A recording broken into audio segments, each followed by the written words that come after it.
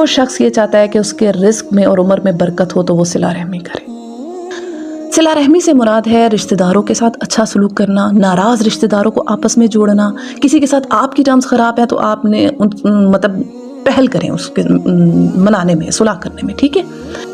اب یہ ایک نسخہ بتا دیا گیا ہے اپنے رزق میں اور عمر میں برکت کا، کہ جو شخص یہ چاہتا ہے کہ اس کے رزق جو ہے اس میں برکت ہو، یعنی کہ اس کو وہ کافی ہو جائے، اس کو بار بار ٹینشن نہ ہو کہ میں کیسے کھاؤں گا، کیا کروں گا، میرے بچے کیا کھائیں گے۔ اور اسی طرح عمر میں برکت سے مراد ہے کہ صحت والی زندگی ہو اور تھوڑے ٹائم میں زیادہ کام انسان کر لے۔